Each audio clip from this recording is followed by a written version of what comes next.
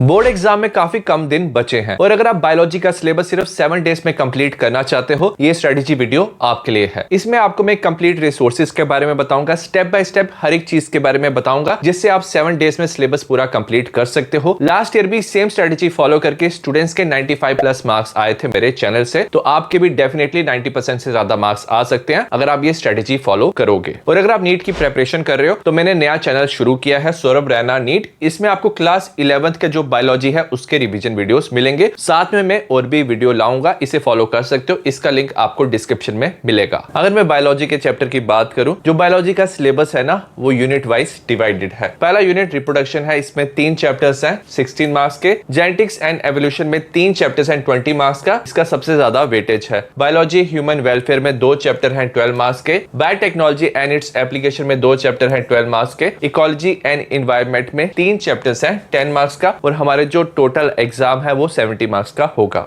सबसे पहले हम बात करेंगे हाउ टू स्टडी। बायोलॉजी के लिए एनसीईआरटी सबसे ज्यादा इंपॉर्टेंट बुक होता है, तो आपको एनसीईआरटी अच्छे से पढ़ना है। मैंने एनसीईआरटी के हिसाब से क्विक रिवीजन के वीडियोस बनाए हैं, जिसमें मैंने 30 से 35 मिनट्स में पूरा चैप्टर कवर किया है। तो मेरी प्लेलिस्ट में जाके आप ये क्विक रिवीजन के वीडियोस देख सकते हो। इसमें मैंने 30 से 35 मिनट्स में ना चैप्टर कवर किया है और इससे आप इजिली एनसीईआरटी कवर कर लोगे। इसमें मैंने एनसीईआरटी की most of the important lines cover की हैं। इसमें आपको डायग्राम्स मिल जाएंगी, इंपॉर्टेंट नेम, साइंटिस्ट, एक्सपेरिमेंट का नाम, सब कुछ आपको इस वीडियो में मिल जाएगा। इससे आप चैप्टर इजिली रिवाइज कर सकते हो। साथ में आपको इसके नोट्स भी मिल जाएंगे हर एक चैप्टर के, तो ये नोट्स आप डाउनलोड कर सकते हो। इसका पीडीएफ आपको टेलीग्राम पे मिल जाएगा, जिसका लिंक डिस्क्रिप्शन में है। बायोलॉजी के एग्जाम में ना अगर आप डायग्राम बनाते हो ना, तो आपको ज्यादा मार्क्स मिलने के चांसेस होते हैं, तो आपको डायग्राम अच्छे से प्रैक्टिस करना है। तो आपको इंपॉर्टेंट डायग्राम, ग्राफ, सारी चीजें अच्छे से प्रैक्टिस करना है। कभी कभी आपको डायग्राम दिया होता है, आपको लेबलिंग करनी होती है। पेडिग्री एनालिसिस से क्वेश्चन आ सकता है, ग्राफ से क्वेश्चन आ सकता है,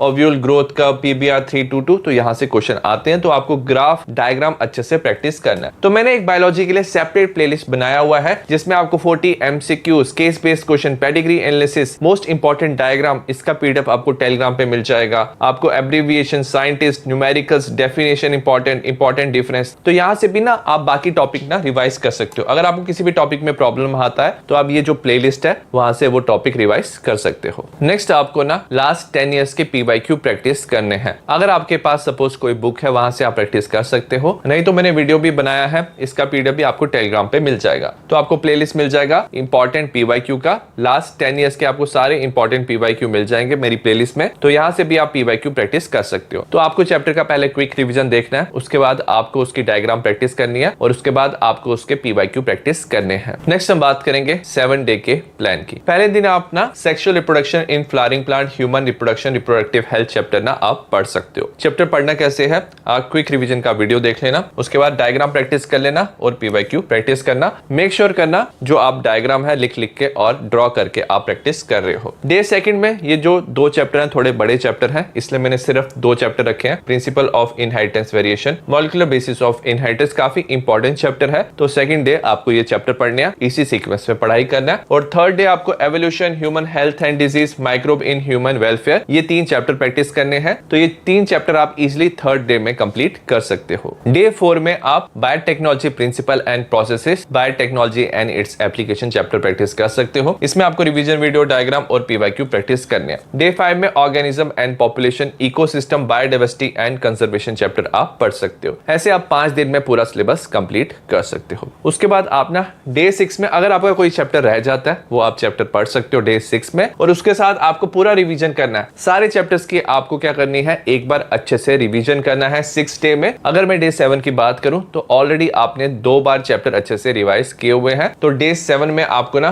पीवाईक्यू, जितने भी मैंने पीवाईक्यू कराए हुए हैं, पीडीएफ के साथ आप प्रैक्टिस कर सकते हो। और एक और जो मेरी प्लेलिस्ट है ना, वहां से आप वीडियोस देख सकते हो, उसमें एमसीक्यूज आप प्रैक्टिस कर सकते हो, केस बेस्ड क्वेश्चन, न्यूमेरिकल्स, बाकी भी जितनी चीजें रह गई हैं वो सारी चीजें आप प्रैक्टिस कर सकते हो। तो ऐसे आप 7 डेज में पूरा जो बायोलॉजी है वो एटलीस्ट 3 बार पूरा अच्छे से रिवाइज कर सकते हो। आई होप आपके लिए ये वीडियो यूजफुल रहा हो। तो नेक्स्ट 7 डेज में अगर आपने ये स्ट्रेटेजी फॉलो किया, डेडिकेशन से पढ़ाई किया, तो डेफिनेटली आपके अच्छे मार्क्स आएंगे। डायग्राम जरूर आप अच्छे से प्रैक्टिस करना और एग्जाम में जितना भी डायग्राम हो सके उतना बनाने की कोशिश करना, आपको ज्यादा मार्क्स मिलने के चांसेस होंगे। See you in the next video, bye.